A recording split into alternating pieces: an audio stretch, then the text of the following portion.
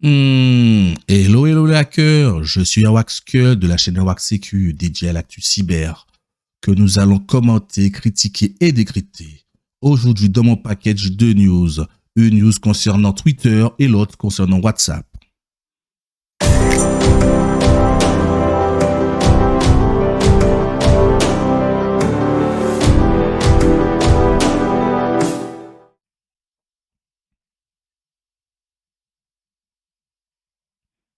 Allez, regardons cela ensemble. Les numéros de 487 millions d'utilisateurs WhatsApp sont à vendre sur le dark web. Un gigantesque hack a permis à un pirate de compromettre les numéros de téléphone de 487 millions d'utilisateurs WhatsApp, dont 20 millions de Français. Sur le média Cybernews, ces numéros sont actuellement à vendre sur un forum du dark web. Le hacker a mis en vente les données volées sur le dark web il y a quelques jours. Parmi elles, on retrouve des numéros de téléphone relatifs à 84 pays différents. En France, c'est 20 millions de numéros qui sont concernés. Pour prouver qu'il était effectivement en possession de ces données liées à plusieurs utilisateurs WhatsApp, le hacker a partagé un échantillon des données avec des chercheurs spécialisés en cybersécurité. Le criminel assure que tous les numéros sont liés à des usages actifs. Voici un extrait. Donc, alors, dans l'extrait, on voit bien en 28e position, 19 millions de comptes français. Après, il faut savoir, est-ce qu'il dit que c'est un utilisateur actif, ok, mais est-ce que les numéros correspondent bien à, si c'est actif, oui, à des mecs derrière. Mais du coup, ça revient aussi, ça fait complètement écho à ma news de la semaine dernière, expliquant que Macron utilisait WhatsApp et il allait se voir offrir un nouveau téléphone un peu plus sécurisé puisque le téléphone qu'il avait actuellement n'était pas, on va dire, top en termes, le terme s'appelle théorème, n'était pas en matière, top en termes de fonctionnalité. Donc là, ils utilisaient WhatsApp pour échanger, si je me souviens bien, avec les hauts fonctionnaires utilisaient WhatsApp surtout. Et là, voilà typiquement le cas où ce genre d'entreprise se fait voler et on a potentiellement des numéros de téléphone de nos dirigeants dans le lot. Dans son message publié sur Dark Web, le hacker n'a pas révélé beaucoup de détails sur la manière dont il est parvenu à voler les 484 millions de comptes WhatsApp. Il se contente d'expliquer qu'il a utilisé sa propre stratégie. Selon les spécialistes de Cybernews, ces données n'auraient pas été collectées lors d'un piratage, mais par du scrapping. Le scrapping, c'est le fait de collecter des données, on va dire, relativement publiques. Pour faire simple, cette méthode consiste à extraire des données accessibles publiquement sur le web grâce à des logiciels automatisés. Selon les données révélées par le hacker, chaque numéro est accompagné de noms complets d'utilisateurs. Après, il faut savoir, est-ce que, nom complet d'utilisateur, ok, à checker. Des informations extrêmement précieuses pour les pirates qui vont acheter les données. En effet, avec un nom, prénom, un numéro de téléphone, les cybercriminels peuvent facilement mettre en place une attaque par phishing. C'est vrai. Donc là, on peut s'attendre à recevoir des emails malveillants nous disant de cliquer sur des liens afin de récupérer des numéros de carte bleue, par exemple. Avec de telles informations, un pirate pourrait aussi facilement lancer des campagnes de spam publicitaire à grande échelle, comme le précise Cybernews. Concrètement, les utilisateurs WhatsApp concernés doivent s'attendre à recevoir des attaques de ce genre, ainsi de redoubler de vigilance pour ne pas tomber dans le piège des hackers. En 2019, une faille de sécurité chez Facebook avait déjà permis à des hackers de voler 400 millions de numéros de téléphone. À l'époque, c'était un serveur de l'entreprise qui avait été exposé, donnant ainsi libre accès aux données. C'est sur les plateformes de Meta. Ce n'est pas la première fois que les données sont volées par scrapping. Si cette méthode est bel et bien interdite, elle évolue toujours dans une zone grise du doigt. Cybernews recommande néanmoins à Meta de serrer la vis. En plus, si je me souviens bien, il n'y a pas que là, il y en a WhatsApp. Bon, il y a eu Facebook, mais je crois aussi il y a eu Instagram aussi qui a vu, il semblerait, des photos de personnalités se retrouver sur le dark web. Du coup, là, il semblerait que Facebook, Meta, ils sont un peu dans la panade. De toute façon, déjà, ils sont un petit peu dans la merde avec leur histoire de métaverse. Là, ils ont perdu beaucoup de pognon sur ça, beaucoup d'argent sur ça. Et là, du coup, ça en plus, ça fait un peu beaucoup. Passons à Twitter. Le piratage de 5,4 millions de comptes Twitter plus grave que prévu.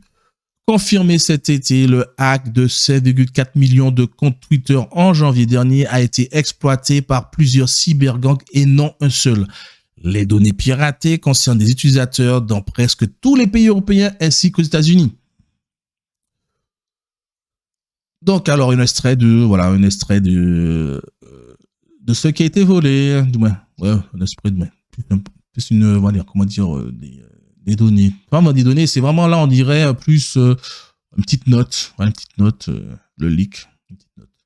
Alors que l'arrivée d'Elon Musk à la tête de Twitter ne cesse de faire des remous, le réseau social doit composer avec des révélations concernant le piratage de données de janvier dernier.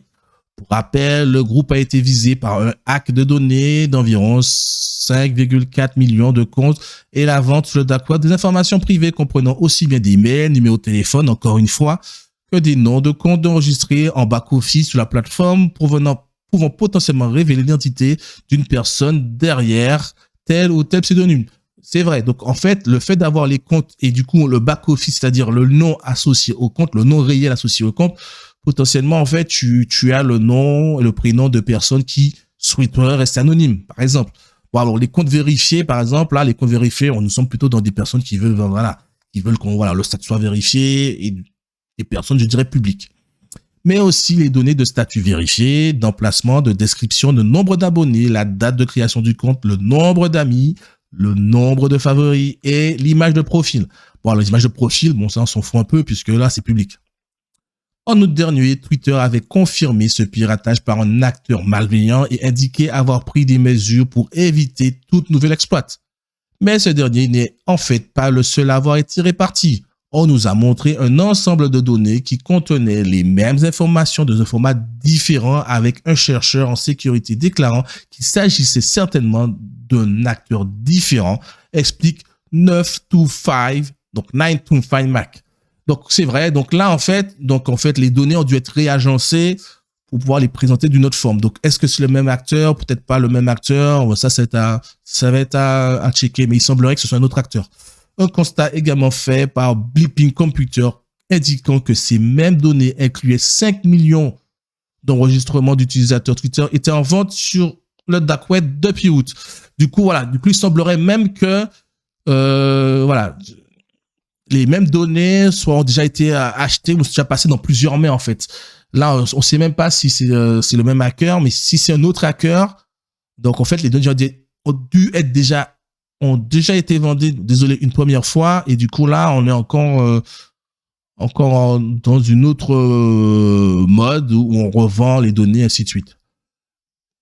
De derniers éléments montrent que les pirates ont pu télécharger près de 500 000 enregistrements par heure et mettre en vente des données via plusieurs sources sur le dark web pour environ $5,000. Ah ouais, quand même. Comme quoi, un compte Twitter, ça vaut. Hein. Donc, $5,000, 500 000 enregistrements. Cet accès illicite de la base de Twitter aurait permis, selon des chercheurs en sécurité, d'être combiné à d'autres données pour exploiter d'autres failles de sécurité. Donc, imaginons, en fait, récupérer la base de données Twitter plus la base de données WhatsApp. Déjà, tu as déjà une petite correspondance. Pour peu que tu as le leak qui va avec de Facebook il y a quelques années, il n'y a pas si longtemps que ça. Et voilà, là déjà, on peut déjà commencer à rassembler les données sur quelqu'un. Donc, en faisant un petit peu de corrélation, on a potentiellement compte Twitter, compte WhatsApp, compte Facebook. On peut commencer déjà à tracer une personne.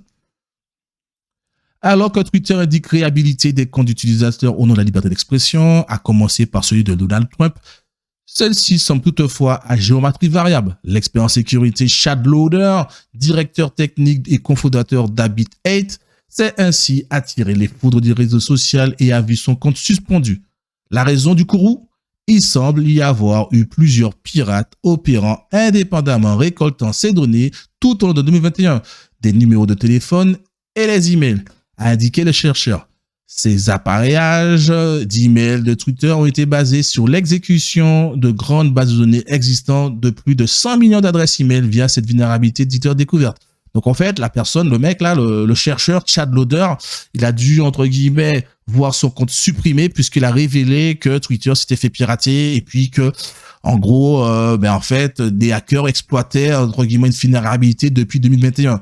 Donc là, en fait, Twitter a décidé de le bannir pour ça. Ce qui est plutôt, entre guillemets, surprenant, au lieu de le bannir, ils ont plutôt dit, lui dire, ouais, ben, aide-nous un peu à travailler.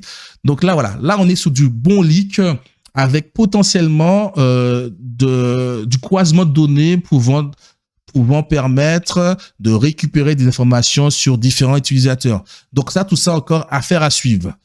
Donc, merci de m'avoir écouté. Ainsi vont et viennent les infos cyber et laissez-moi en commentaire votre avis. Ciao!